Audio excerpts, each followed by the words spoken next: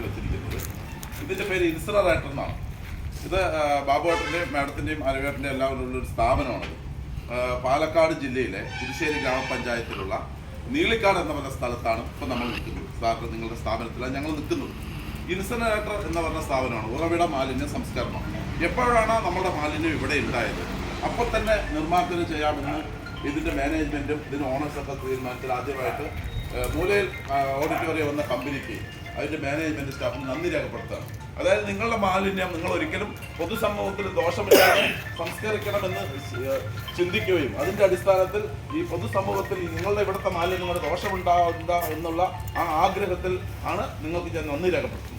ഇത് സ്ഥാപനം ഉണ്ടാക്കിയിരിക്കുന്നത് കഞ്ചിക്കോടുള്ള ഗ്രീൻ ടെക് ഇൻഡസ്ട്രീസ് പറഞ്ഞ സ്ഥാപനമാണ്.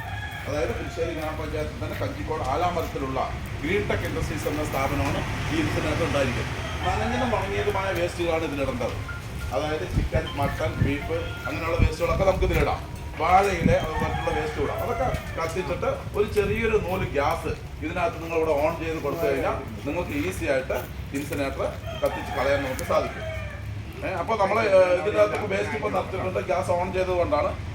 അല്ലെങ്കിൽ ഇതപ്പോൾ നമ്മൾ അല്ലേ ഗ്യാസ് ഒന്നും ഓൺ ചെയ്തിട്ടില്ല എങ്കിൽ ഇതുപോലെ ഒരു തീപ്പെട്ടി കത്തിക്കുക. പേപ്പറിൽ ഇതുപോലെ ഒരു തീപ്പെട്ടി കത്തിച്ചിട്ട് അതിനകത്ത് ഇട്ടാൽ കേട്ടോ.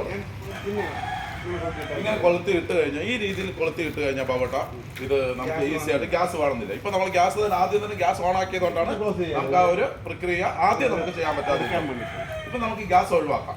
മറ്റത് ഉണങ്ങിയ വേസ്റ്റ് മാത്രമേ ഉള്ളൂ എങ്കിൽ നിങ്ങൾക്ക് ഗ്യാസിന്റെ ആവശ്യമില്ല. വെറ്റ് വേസ്റ്റ് വാഴയിലേക്ക് ഉണ്ടെങ്കിൽ ഒരു നൂല് ഗ്യാസ് ഓണാക്കുക. ഈ രീതിയിൽ ഇൻസിനേറ്റർ കത്തും.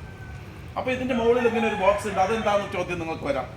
അപ്പോൾ ഈ പേപ്പർ മറ്റുള്ള പൊടിപടലങ്ങൾക്ക് സമൂഹത്തിന് ഒരു ബാധ്യത ആവാതിരിക്കാൻ ഒരു വാട്ടർ സ്ക്രബ്ബറിംഗ് സംവിധാനം മുകളിൽ വെച്ചിരിക്കുകയാണ്.